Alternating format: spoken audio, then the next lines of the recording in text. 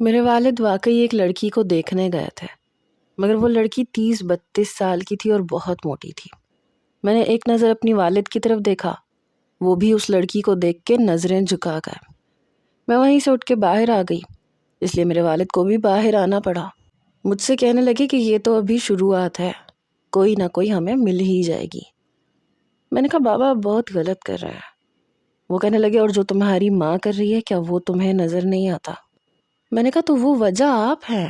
اگر آپ ابھی بھی امی سے ویسی ہی محبت کرتے ہیں جیسی شادی کے شروع کے دنوں میں جتاتے تھے، ان کا خیال رکھتے تھے، تو وہ بھی آپ کی طرف متوجہ ہو جائیں گی۔ میرے والد کہنے لگے کہ میں نہیں مانتا، وہ اب کبھی بھی ٹھیک نہیں ہو سکتی، اسے طلاق چاہیے اور میں اسے طلاق دوں گا، لیکن تب جب میں دوسری شادی کروں گا۔ اسے بتاؤں گا کہ وہ اکیلی ہی خوبصورت نہیں ہے، اور دیکھ لینا میں ایک خوبصورت لڑکی سے اسے شادی کر کے دکھاؤں گا۔ میں نے کہا میں دوبارہ آپ کے ساتھ نہیں جاؤں گی۔ جس طرح سے میرا باپ دعوے سے یہ بات کر رہا تھا، پتہ نہیں کیوں میرا دل گھبرانے لگا تھا، لیکن اب پتہ نہیں کیوں مجھے لگتا تھا کہ لو گرو میرے ماں باپ کو ملا دے گا، کیونکہ اس نے ابھی تک جو بھی کہا تھا وہ پورا کیا تھا۔ جب ہم گھر واپس آئے، میری والدہ لاؤنج میں ہی چکر پہ چکر کاٹ رہی تھیں، جیسے بڑی بے چین ہو۔ مجھے دیکھ کے کہنے لگی تم کہاں گئی تھی؟ میں نے کہا اپنی نئی ماں دیکھنے گئی تھی، کیونکہ آپ لوگ تو الگ ہونے کا فیصلہ ویسے بھی کر ہی چکے ہیں۔ کیوں اتنی بے چین ہیں امی آپ کو تو سکون سے جا کے سو جانا چاہیے۔ میرے والد بھی وہیں کھڑے تھے۔ امی کہنے لگی مجھے تمہارے باپ کی پرواہ نہیں تھی، میں تمہارا انتظار کر رہی تھی۔ حالانکہ صاف لگ رہا تھا کہ جھوٹ بول رہی ہیں، انہیں بابا کا ہی انتظار تھا۔ وہ میرا ہاتھ پکڑ کے مجھے اپنے کمرے میں لے گئی۔ بتاؤ سچ سچ نیہا، سچ سچ بتاؤ، کیا واقعی تمہارا باپ لڑکی دیکھنے گیا تھا یا صرف مجھے جیلس کروانا چاہتا ہے؟ میں نے کہا امی پتہ نہیں آپ کون سی دنیا میں ہیں، وہ سچ مچ ایک لڑکی کو دیکھ کے آئے ہیں۔ یہ الگ بات ہے کہ وہ انہیں پسند نہیں آئی، لیکن یہ بات نہیں ہے، آج ایک آئی ہے کل ایک اور آ جائے گی۔ کہنے لگی اچھا تو بات اس حد تک آگے جا چکی ہے؟ میں نے کہا جی ہاں، بات اس حد تک آگے جا چکی ہے۔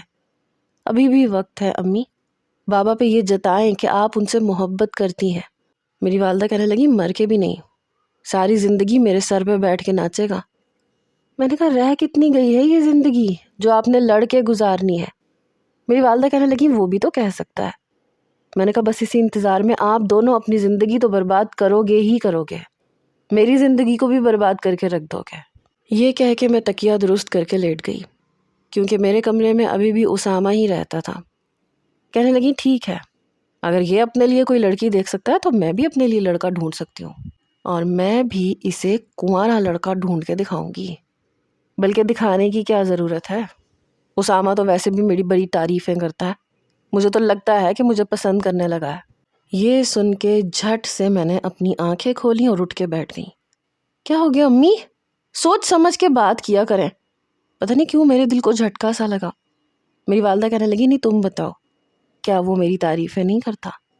اور تمہیں پتہ ہے جس دن وہ مجھے ڈنر کروانے کے لیے لے کے گیا تھا تو اس نے میرے ساتھ کئی تصویریں بنوائی تھیں، کہہ رہا تھا کہ آپ بہت پیاری ہیں، انکل تو بڑے خوش نصیب ہیں کہ انہیں اتنی خوبصورت بیوی ملی، اور پتہ یہ بھی کہہ رہا تھا کہ نیہا تو آپ کے سامنے کچھ بھی نہیں ہے۔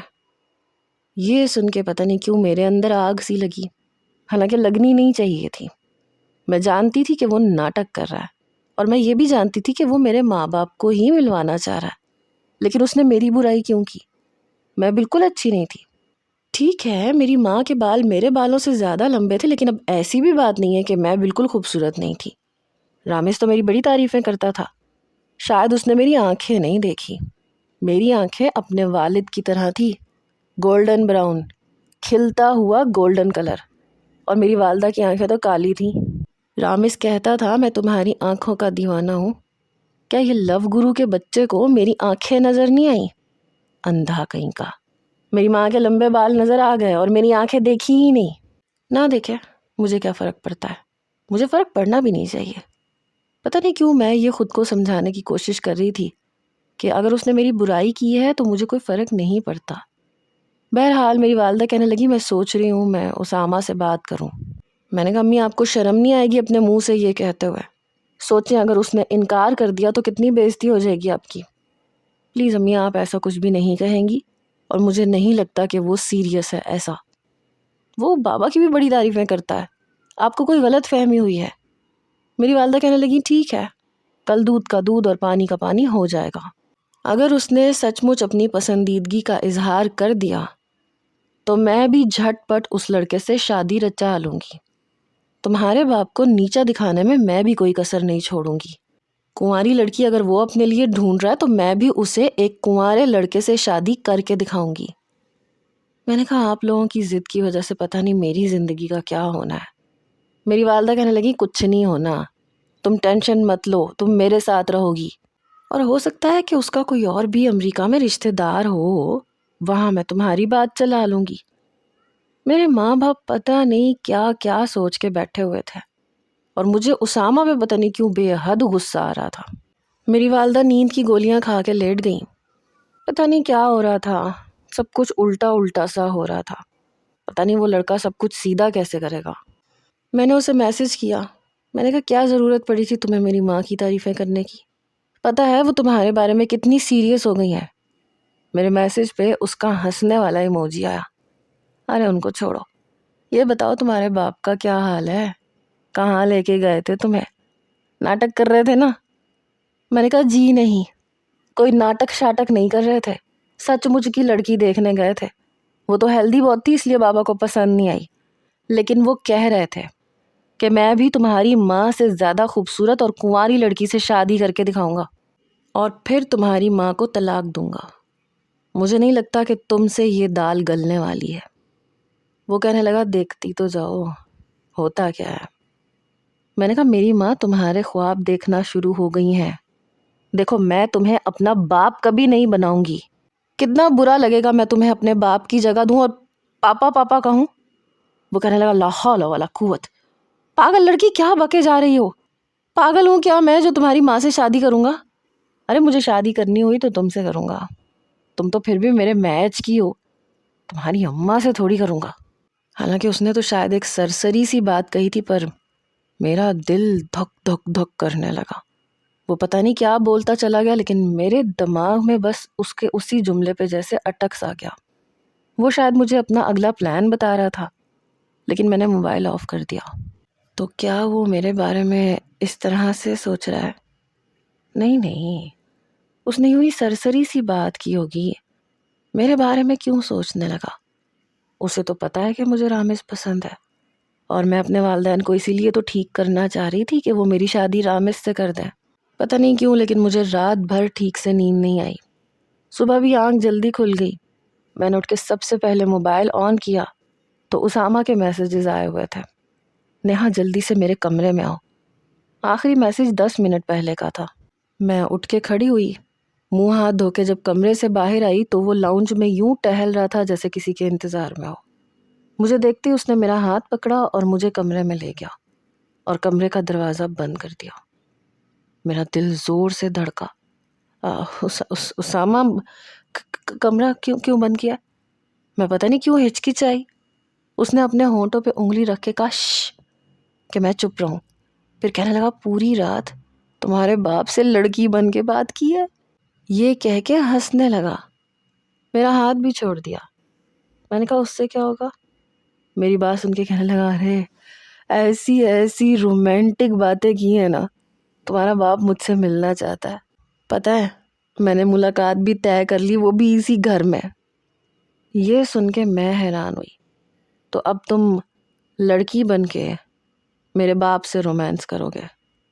دیکھو یہ بہت غیر مناسب سی بات ہے. میری بات سن کے کہنے لگا میں کیوں کرنے لگا تمہارے بڈھے باپ سے رومانس؟ مجھے پاگل کتے نے تھوڑی نہ کاٹا ہے. ارے ادھر بیڈ پہ بیٹھو، میرا پلان تو سنو، خوش ہو جاؤ گی. میں بیڈ پہ بیٹھ گئی. وہ میرے برابر میں ہی بیٹھ گیا مگر کچھ فاصلہ رکھ گیا. جب اس نے مجھے اپنا پورا پلان بتایا تو میں تو خوشی سے اچھل ہی پڑی. وہ بڑا ماسٹر مائنڈ تھا. پتہ نہیں کب اور کیسے خوشی میں اس کا ہاتھ پکڑ کے اپنے لبوں پہ لگا گئی. تم بہت زیادہ اچھے ہو، بہت زیادہ. اسے ایک دم شاید کرنٹ سا لگا. وہ بری طرح سے ہڑبڑایا، میرے ہاتھوں سے اپنا ہاتھ کھینچ لیا. مجھے بھی اس بات کی سنگینی کا اندازہ ہوا. میں فوراً اٹھ کے اس کے کمرے سے باہر نکل گئی. یہ مجھے کیا ہو گیا تھا، کتنی بری بات تھی، لیکن سچ میں نے یہ جان بوجھ کے نہیں کیا تھا، بس مجھ سے ہو گیا تھا۔ آج چھٹی کا دن تھا، میرے والدین دیر سے ہی اٹھے۔ آج وہ ناشتے کے لیے بھی باہر نہیں آیا اور میں الگ اس سے شرمندہ سی تھی۔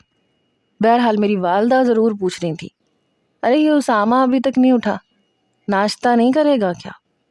میرے والد کے ماتھے پہ بل پڑے، تمہیں اس کی اتنی فکر کیوں ہو رہی ہے؟ میری والدہ کہنے لگی، تم اپنے کام سے کام رکھو، تم بھی تو لڑکیاں دیکھنے جاتے ہو نا۔ میں نے پوچھا کہ کس کو دیکھ کے آئے ہو؟ جس کو دیکھ کے آئے ہو وہ کیسی ہے کیسی نہیں ہے؟ جب تم اپنی زندگی کے بارے میں سوچ سکتے ہو تو میں کیوں نہیں؟ میری والدہ کی بات سن کے میرے والد کہنے لگے، بڈھی گھوڑی لال لگا، ارے تمہارے بیٹے کی عمر کا ہے وہ، شرم کرو، تمہیں تو ایسا سوچنے سے پہلے بھی شرم سے ڈوب مرنا چاہیے۔ میری والدہ کہنے لگی، اور جو تم کنواری لڑکیاں اپنے لیے دیکھتے پھر رہے ہو، تمہیں شرم سے زندہ رہنا چاہیے، میرا منہ مت کھلواؤ کمال۔ میرے والد کہنے لگے، کاش تمہارا یہ منہ کبھی بھی نہ کھلے، میری طرف سے جو مرضی کرتی پھرو۔ ناشتہ وہیں چھوڑ کے میرے والد اوپر چلے گئے اور میری والدہ ناشتہ رکھ کے اسامہ کے کمرے میں چلی گئی، دروازہ بھی بند کر دیا۔ میں چپ چاپ چائے پیتی رہی۔ آدھا گھنٹہ، 1 گھنٹہ، 1.5 گھنٹہ گزر گیا، میری والدہ اس کے کمرے سے باہر نہیں آئی اور میں جلے پاؤں کی بلی بنی لاؤنج کے چکر کاٹ رہی تھی۔ اتنی دیر کون سی میٹنگ کر رہا ہے میری ماں کے ساتھ، ایسی کون سی باتیں کر رہا ہے؟ بہرحال میں اس کی جاسوسی نہیں کر سکتی تھی، وہ کم بخت دروازے کے نیچے سے پاؤں کا سایہ تک دیکھ جاتا تھا، سمجھ جاتا تھا کہ کوئی باہر کھڑا ہے۔ اگر میں اس کی کھڑکی سے بھی اسے دیکھتی تو بھی وہ پہچان جاتا، بہت تیز سینسز تھیں اس کی، ہر چیز پہ نظر رکھتا تھا، اس لیے میں یہ رسک نہیں لینا چاہتی تھی، ورنہ وہ کہتا کہ تم تو میری ہی جاسوسی کر رہی تھی، کیا سمجھ رہی تھی کہ میں تمہاری ماں پہ ڈورے ڈالوں گا؟ مجھے اور کوئی کام نہیں ہے۔ 2 گھنٹے کے بعد کمرے کا دروازہ کھلا اور میری ماں شرمائی اپنے کمرے میں چلی گئی۔ میں فوراً اسامہ کے کمرے میں گئی۔ میں نے کہا، اتنی دیر سے کیا باتیں کر رہے تھے تم میری ماں سے؟ کہنے لگا، پروپوز کر رہا تھا، بڑے آرام سے اس نے کہا۔ میں نے بڑے غصے سے اسے دیکھا، میں نے کہا، تم یہاں پہ میرے ماں باپ کا گھر بچانے آئے ہو یا برباد کرنا ہے؟ کہنے لگا، تمہیں سارا کچھ بتا چکا ہوں مگر تمہارا شک ختم نہیں ہوتا، پاگل ہو کیا؟ یہ کہہ کے اس نے سائڈ ٹیبل کے دراز میں سے سگریٹ کی ڈبیا نکالی اور سگریٹ پینے لگا۔ میں نے کہا، مجھے بھروسہ نہیں ہے، میں خود دیکھنا چاہتی ہوں۔ کہنے لگا، کیا دیکھنا چاہتی ہو؟ کیا دیکھو گی تم؟ میں نے کہا، وہی جو تم نے پلان کیا ہے، مجھے کیا پتا کمرے میں کیا ہو رہا ہے اور کیا نہیں ہو رہا، میں دیکھوں گی خود اپنی آنکھوں سے، پھر یقین کروں گی۔ اس نے گہری سانس لی، کہنے لگا، اچھا دیکھو گی تم؟ اس کے لہجے میں اور آنکھوں میں حیرت تھی۔ میں نے اس بات میں سر ہلایا۔ کہنے لگا، ٹھیک ہے، پھر رات کے 10 بجے سے پہلے اوپر والے گیسٹ روم میں ہم چھپ جائیں گے، کیونکہ باقی کا سین وہاں ہونا ہے۔ میں نے کہا، اچھا ٹھیک ہے۔ پورا دن میں اپنے ماں باپ کی تیاریاں دیکھتی رہی۔ میری ماں نے ساڑی پہن رکھی تھی۔ میں نے امی سے کہا کہ امی آپ کہیں جا رہی ہیں؟ کہنے لگی، آج اسامہ نے مجھ سے کوئی خاص بات کہنی ہے، کہہ رہا تھا کہ میں بہت پیاری لگوں، اور پتہ ہے یہ ساڑی بھی اس نے مجھے لا کے دی ہے، اچھی لگ رہی ہے نا؟ میں نے کوئی جواب نہیں دیا۔ کہنے لگی، دیکھو فکر نہ کرو، مجھے نہیں لگتا کہ وہ تمہیں اپنے ساتھ رکھنے پہ اعتراض کرے گا۔ بہرحال میں نے اپنی والدہ کو کوئی جواب نہیں دیا۔ دوسری طرف میرا باپ بھی یوں ہی تیار ہو رہا تھا جیسے دوسری شادی کرنے جا رہا ہو۔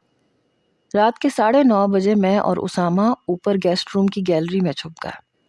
وہ کمرہ کچھ یوں تھا کہ کمرے کی بہت بڑی بڑی کھڑکیاں تھیں، بالکل دروازے نما، جو شیشے کی تھی وہ گلی میں کھلتی تھیں۔ ہم نے ان کا لاک کھول رکھا تھا تاکہ ذرا سی کھڑکی کھول کے پردہ ہٹا کے کمرے میں دیکھ سکیں کہ کمرے میں ہو کیا رہا ہے۔ ہوا بہت ٹھنڈی چل رہی تھی، یوں تو اپریل کا مہینہ تھا لیکن بارشوں کی وجہ سے لگ رہا تھا جیسے نومبر کی ٹھنڈی ہواؤں نے شہر بھر کو چاروں طرف سے گھیر رکھا ہے۔ بہرحال ابھی آدھا گھنٹہ رہتا تھا اصل کھیل شروع ہونے کے لیے۔ وہ سگریٹ پی رہا تھا، میں نے کہا یہ تم کیا ہر وقت سگریٹ پیتے رہتے ہو، مجھے نہیں لگتا کہ یہ اچھی عادت ہے۔ کہنے لگا تم سے مطلب، اپنے کام سے کام رکھا کرو، سمجھی نا، اور آج فائنل ہو جائے گا، پیسے تیار رکھنا جو تم نے ایگریمنٹ پہ لکھوایا تھا۔ میں نظریں چرانے لگی تو اس نے مجھے بڑے غور سے دیکھا۔ اے لڑکی، نیہا یہ تم نظر کیوں چرا رہی ہو؟ دیکھو میں 1 روپیہ بھی معاف نہیں کروں گا، میں اپنے پیسے نکلوانا اچھے سے جانتا ہوں، تمہارے ماں باپ میں پھوٹ ڈلوا دوں گا، پھر کرتی رہنا رامش سے شادی۔ یہ کہہ کے سگریٹ کے کش لینے لگا۔ پتہ نہیں کیوں میرا دل رامش کے نام پہ تڑپا ہی نہیں۔ میں نے کہا میرے پاس اتنے ہی پیسے تھے، اب میرے پاس ایسی کوئی بھی چیز نہیں ہے جو میں بیچ سکوں۔ کہنے لگا تو تمہارے باپ کا اچھا کام ہے، سمجھ آئی، کوئی بھی بہانہ کرنا اور پیسے مانگ کے مجھے دینا، یا اپنے جہیز کے پیسوں میں سے پیسے لے کے مجھے دینا، میں بخشوں گا تو 1 روپیہ بھی نہیں۔ یاد رکھنا رامش کا دماغ خراب کر دوں گا، تمہارے خلاف کر دوں گا، مجھے ہلکی چیز مت لینا۔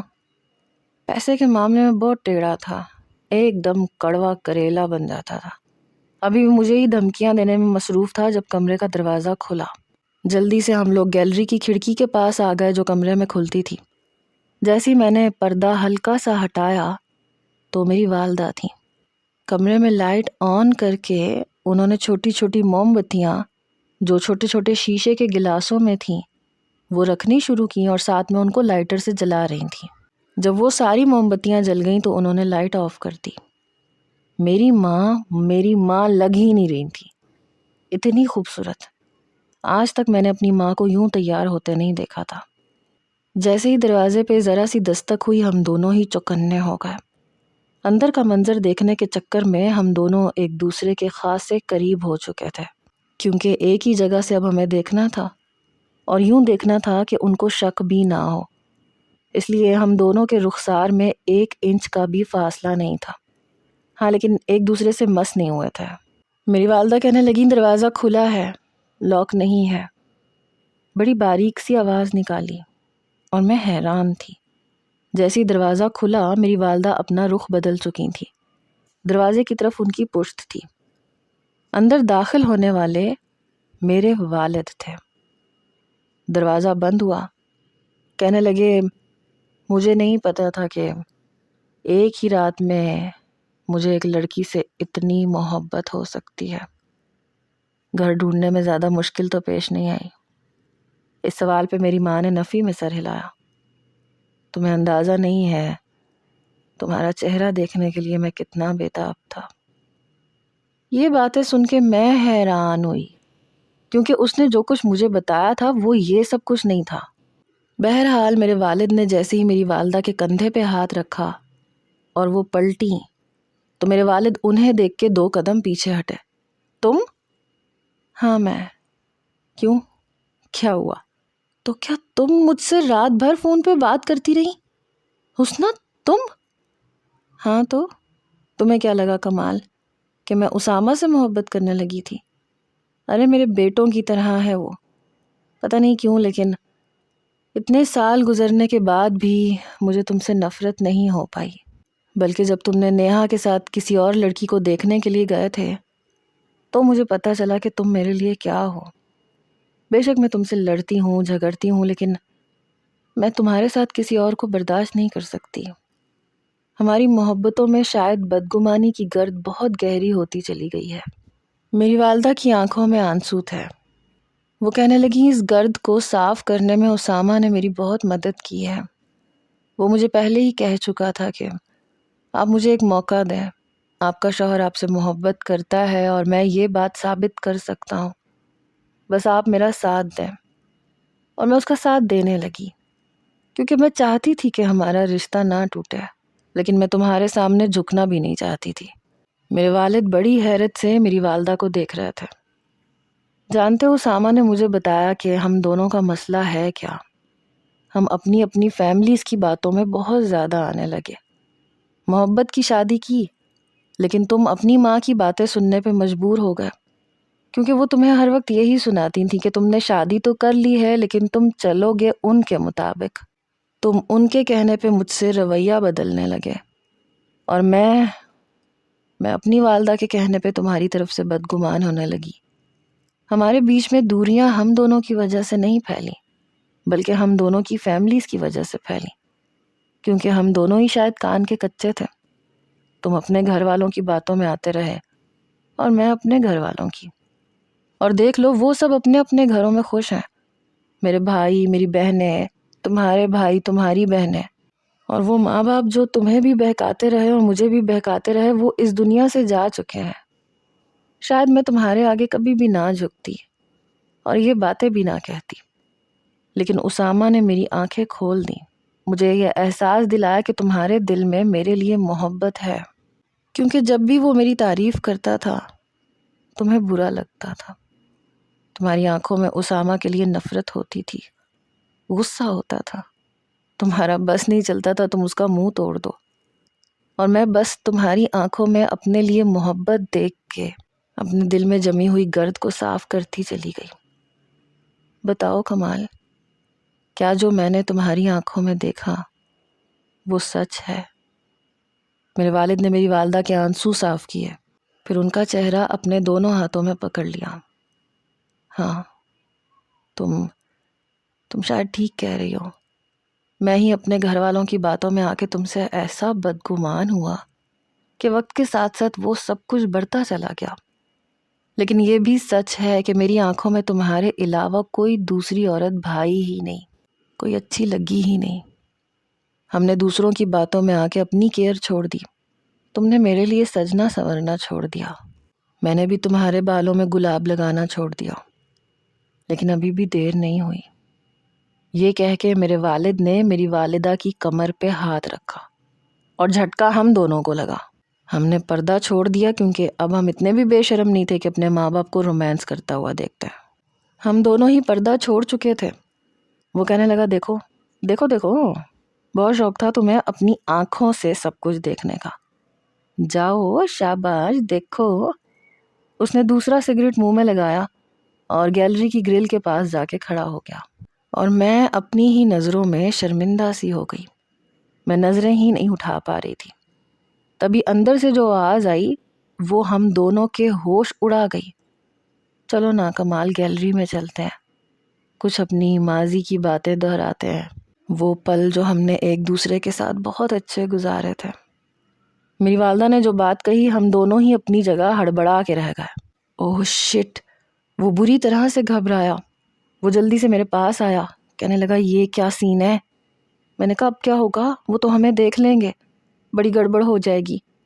جیسے ہی گیلری کا دروازہ کھلا ہم لوگ کھڑکی کے ذریعے کمرے میں آ گئے اور پردے کے پیچھے ایک کونے میں چھپ گئے، لیکن میرے والدین گیلری اور کمرے کے دروازے میں ہی کھڑے رہے، ایسے کہ کمرے میں بھی ان کی نظر تھی اور گیلری میں بھی۔ دروازے کے دونوں کناروں پہ دونوں ٹیک لگائے اپنی گزشتہ زندگی کے گزرے لمحات کے بارے میں باتیں کر رہے تھے، جو ان کے اچھے گزر رہے تھے اور خاصے رومانٹک گزرے تھے۔ اب ہم لوگ نہ تو کمرے سے باہر جا سکتے تھے، نہ گیلری میں واپس آ سکتے تھے۔ عجیب سی سچویشن تھی۔ اگر کمرے کے دروازے تک جاتے تو بھی وہ لوگ ہمیں دیکھ لیتے، گیلری میں واپس آتے تو بھی وہ لوگ ہمیں دیکھ لیتے، اور جہاں ہم کھڑے تھے وہاں جگہ بہت کم تھی۔ مجبوراً دیوار کے ساتھ اسامہ کو لگنا پڑا اور میں اس کے بالکل قریب کھڑی تھی۔ اوپر سے گیلری کی کھڑکی بھی تھوڑی سی کھلی ہوئی تھی اور میرے بال ہوا سے اڑ رہے تھے۔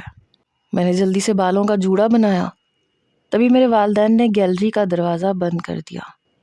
میرے والد میری والدہ سے کہنے لگے، آج میں تمہیں گود میں بھر کے بیڈ پہ لٹاؤں گا، آج ہم صرف اپنی زندگی کے اچھے لمحات یاد کریں گے۔ میری والدہ کہنے لگی، پہلے کھڑکی تو لاک کر دو۔ یہ سن کے ہم دونوں کی جان نکلی۔ بے ساختہ اسامہ نے میری کمر پہ ہاتھ رکھا اور تھوڑا سا اپنے قریب کیا، اور میں اس کے سینے پہ ہاتھ رکھ کے فاصلہ برقرار رکھ رہی تھی جب میرے والد نے ہلکا سا پردہ ہٹایا اور گیلری کی کھڑکی لاک کر دی، پھر پردے بھی برابر کر دیے۔ جہاں وہ لاک تھا وہاں ہم نہیں پہنچ سکتے تھے، کیونکہ پردے کی ہلچل سے یقیناً ہمارے والدین کو پتہ چل جاتا کہ کمرے میں کوئی اور بھی ہے۔ ہم جہاں کھڑے تھے ہم وہیں کھڑے رہے، میں تو اپنی سانسیں تک روکے ہوئے تھی۔ کمرے کی لائٹ بند ہو چکی تھی اور جو سرگوشیاں کمرے میں گونج رہی تھیں وہ قطرہ قطرہ میری جان نکال رہی تھی۔ نظریں تو اسامہ بھی مجھ سے نہیں ملا پا رہا تھا۔ بہت آکورڈ سی سچویشن ہو چکی تھی۔ ہم دونوں پردے کے پیچھے تھے اور ذرا سی بھی جنبش کرنے سے قاصر تھے۔ اسی اثنا میں میرے بالوں کا جوڑا کھل گیا۔ پنکھا تیز چل رہا تھا، ہوا سے میرے بال اسامہ کے چہرے کو بار بار چھو رہے تھے، اور میں مجبور تھی کیونکہ میرے دونوں ہاتھ اس کے سینے پہ تھے تاکہ ہمارے بیچ میں فاصلہ برقرار رہ سکے، اور وہ میرے بالوں سے بہت اریٹیٹ ہو رہا تھا۔ ایک ہاتھ اس نے دیوار پہ جما رکھا تھا، دوسرے ہاتھ سے میری کمر پکڑ رکھی تھی تاکہ میں اپنا بیلنس نہ کھو سکوں، لیکن ہم دونوں یہ سوچ رہے تھے کہ کب تک ہم اسی پوزیشن میں کھڑے رہیں گے، کیا صبح تک؟ اوپر سے کمرے میں گونجنے والی سرگوشیاں ایسی تھیں کہ ہم ایک دوسرے سے نظریں نہیں ملا پا رہے تھے۔ مجھے اتنی شرمندگی ہو رہی تھی کہ میں بتا نہیں سکتی۔ کیا ضرورت پڑی تھی مجھے یہ کہنے کی کہ مجھے یہ سب کچھ دیکھنا ہے، ورنہ ہم دونوں ہی کمرے سے باہر ہوتے، اپنے اپنے کمروں میں ہوتے۔ کم از کم جس مصیبت میں ہم پھنس گئے تھے یہاں تو نہ پھنستے۔ اب نہ باہر جا سکتے تھے نہ گیلری میں۔ ذرا سی بھی آہٹ ہمارے ماں باپ کو چوکنا کر سکتی تھی، اور اگر وہ ہمیں ساتھ دیکھ لیتے تو پتہ نہیں کیا ہوتا۔ شرم سے پانی پانی ہونا کسے کہتے ہیں اس وقت مجھ سے بہتر کوئی نہیں جان سکتا تھا۔ مجھے یہ سمجھ نہیں آ رہی تھی کہ میں اپنے بالوں کو کیسے سنبھالوں، کیونکہ اب وہ میری طرف دیکھ رہا تھا اور میں شرم کے مارے پسینے سے شرابور ہونے لگی تھی۔ بدحواسی تو اس کے چہرے پہ بھی چھائی ہوئی تھی۔ جھجکتے ہوئے بار بار میں اس سے نظریں نہیں ملا پا رہی تھی، کبھی ملا رہی تھی کبھی جھکا رہی تھی، لیکن مجھے یہ لگ رہا تھا کہ جیسے وہ مسلسل میرے چہرے کی طرف دیکھ رہا ہے۔ 2 گھنٹے ہمیں اسی پوزیشن میں کھڑے رہنا پڑا۔ جب ہمیں اطمینان ہو گیا کہ میرے والدین سو چکے ہیں تو بڑے آرام سے اسامہ نے ہی پردہ ہٹا کے دیکھا۔ کمرے میں گھپ اندھیرا تھا اور صرف خراٹوں کی آواز آ رہی تھی۔ یہ سن کے مجھے کچھ سکون ہوا۔ باقی بیڈ کی طرف دیکھنے کی تو ہم نے قصدن بھی ہمت نہیں کی۔ دھیرے دھیرے قدم اٹھاتے ہوئے ہم لوگ کمرے سے باہر آئے اور بڑے دھیرے سے دروازے کا نوب گھما کے دروازہ بند کیا، پھر جا کے شکر کا سانس لیا۔ لیکن اس بیچ میں ہمارے بیچ میں شاید کچھ نہ کچھ کنیکشن جڑ چکا تھا۔ ہم لوگ زینہ اتر کے اپنے اپنے کمرے میں چلے گئے، میں نیچے اپنی والدہ کے کمرے میں اور وہ میرے کمرے میں۔ یوں تو اس کا کام ختم ہو چکا تھا کیونکہ صبح میرے والدین کی صلح ہو چکی تھی، ساری غلط فہمیاں دور ہو چکی تھیں، لیکن مجھے رات بھر نیند نہیں آئی۔ میری رات یہ سوچتے ہوئے گزری کہ کیا وہ کل چلا جائے گا، اور جب وہ چلا جائے گا تو یہ گھر کتنا سونا سونا ہو جائے گا۔ حالانکہ اسے آئے ہوئے بہت زیادہ وقت تو نہیں ہوا تھا، بمشکل 10 دن۔ پتہ نہیں کیوں اس کے جانے پہ میرا دل بہت اداس سا ہونے لگا۔ صبح ہوتے ہی میں کافی دیر بعد کمرے سے باہر آئی۔ میری والدہ ناشتہ بنا رہی تھی اور ان کے چہرے پہ ایک الگ سی ہی چمک تھی۔ میرے والد کے چہرے سے مسکراہٹ غائب نہیں ہو رہی تھی، میری والدہ کو دیکھے جا رہے تھے۔ بڑے عرصے بعد ایسا ہوا کہ ناشتہ میری والدہ نے سب کے لیے بنایا۔ اسامہ بھی ناشتہ کر رہا تھا، وہ مجھ سے نظریں چرا رہا تھا۔ میرے والد کہنے لگے، نیہا بیٹا ہم دونوں نے فیصلہ کر لیا ہے کہ اب ہم لڑیں گے نہیں اور نہ ہی ہم ایک دوسرے کو چھوڑیں گے۔ ہم نے صلح کر لی ہے اور تمہیں بھی چھوڑ کے کہیں نہیں جائیں گے، نہ ہی تمہیں یہ فیصلہ کرنا پڑے گا کہ تم نے ماں کے ساتھ رہنا ہے یا باپ کے ساتھ۔ میری والدہ میرے والد کے ساتھ بیٹھی، پھر اسامہ سے کہنے لگی، بیٹا اس سب کا کریڈٹ تمہیں جاتا ہے۔ میرے والد کہنے لگے، جو میں اتنے سالوں سے نہیں کر پایا وہ تم نے کر دکھایا۔ ہم دونوں کو اس بات کا احساس دلایا جو شاید ہمارے بڑوں نے بھی بڑے ہوتے ہوئے ہمیں سمجھانے کے بجائے ہمیں ایک دوسرے کے خلاف کرنے کی سازشیں رچائیں۔ ہمارے اندر محبت ختم نہیں ہوئی تھی، نہ مری تھی، بلکہ بدگمانیوں میں کہیں چھپ گئی تھی جسے تم نے اجاگر کیا۔ تمہارا یہ احسان ہم کبھی بھی پورا نہیں کر سکتے۔ وہ مسکرا کے کہنے لگا، نہیں میرا کیا احسان، بہرحال مجھے بہت خوشی ہے کہ آپ دونوں نے ایک ایسا فیصلہ کیا ہے جو آپ کے اور آپ کی بیٹی کے حق میں بہتر ہے۔ انکل میری رات کی لندن کی فلائٹ ہے، میں واپس جانا چاہتا ہوں۔ آپ لوگوں کے ساتھ میرا گزرا ہوا وقت بہت اچھا گزرا ہے، جب بھی کبھی پاکستان آیا تو آپ لوگوں سے ملنے ضرور آؤں گا۔ اس کے جانے کا سن کے میرا دل بڑی زور سے دھڑکا تھا۔ میری والدہ کہنے لگیں، دل تو نہیں چاہتا کہ تمہیں یہ کہوں کہ تم چلے جاؤ، لیکن ظاہر سی بات ہے کہ تم یہاں کتنا رہ سکتے ہو، لیکن جہاں بھی رہو بس خوش رہو۔ بڑی مشکل سے میں نے چائے کا کپ خالی کیا۔ میری والدہ کہنے لگی بیٹا ہم دونوں شاپنگ کرنے جا رہے ہیں، تم چلو گی ساتھ؟ میں نے کہا نہیں آپ جائیں، میری یونیورسٹی کی کافی چھٹیاں ہو چکی ہیں۔ آج فرخندہ کو فون کیا تھا اور اس سے ڈیٹیل سے بات کرنی ہے ابھی میں نے۔ میرے والدین شاپنگ پہ چلے گئے۔ اسامہ اپنے چھوٹے سے بیگ میں اپنا سامان ڈال رہا تھا جب میں اس کے کمرے میں آئی۔ مجھے دیکھ کے کہنے لگا تم یہاں؟ میرا تو خیال تھا کہ اپنے امی اور بابا کے ساتھ تم بھی شاپنگ پہ جاؤ گی، بلکہ خوشی کے مارے تمہیں تو ڈبل شاپنگ کرنی چاہیے۔ میں نے کہا نہیں مجھے تم سے کچھ بات کرنی تھی، میں اس لیے رک گئی تھی۔ ابھی بھی وہ مجھ سے نظریں چرا رہا تھا۔ اس نے اپنا بیگ بند کیا، کہنے لگا بولو کیا کام ہے؟ میں نے کہا میں بہت جلد تمہیں تمہارے پیسے دے دوں گی جو بھی ہمارے بیچ میں طے ہوا تھا۔ اس نے ایک نظر مجھے دیکھا، چھوڑو رہنے دو۔ بڑے آرام سے اس نے پیسے لینے سے انکار کر دیا، اور میرے لیے یہ بات حیران کن تھی۔ پیسے پہ تو وہ مرتا تھا۔ میں نے کہا کیوں رہنے دو، ہماری یہ ڈیل ہوئی تھی۔ کہنے لگا ہاں ڈیل تو یہی ہوئی تھی، لیکن پھر بھی رہنے دو، مجھے نہیں چاہیے۔ میں جانتا ہوں پہلے پیسے بھی تم نے بڑی مشکل سے دیے تھے۔ میں نے کہا تمہاری مرضی ہے، لیکن وہ جو ہوٹل کا بل ہے اور وہ تمہاری چوٹوں کے پیسے۔ کہنے لگا وہ بھی رہنے دو، تمہارے گھر اتنا رہا ہے، کھایا پیا ہے، سمجھ لو برابر ہو گیا۔ میں نے کہا یہ کہہ کے شرمندہ تو نہ کرو، ہمارے گھر کوئی بھی مہمان آتا تو کھانا تو کھاتا ہی ہے، تو تم بھی تو مہمان ہی تھے۔ میں بار بار اپنی انگلیاں چٹک رہی تھی۔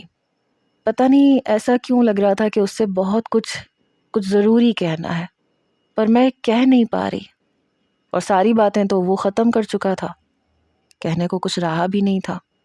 وہ اٹھ کے کھڑا ہو گیا۔ اچھا پھر مجھے اجازت دو۔ میں بھی اٹھ کے کھڑی ہو گئی۔ میں نے کہا اسامہ آتے جاتے رہنا۔ میرے کہنے پہ وہ مسکرایا اور پھر نفی میں سر ہلا گیا۔ نہیں میں نہیں آؤں گا، میں دوبارہ کبھی بھی نہیں آؤں گا، یہ کہہ کے وہ جا چکا تھا، اور میں پتہ نہیں کیوں وہیں کی وہیں بیٹھی کی بیٹھی رہ گئی۔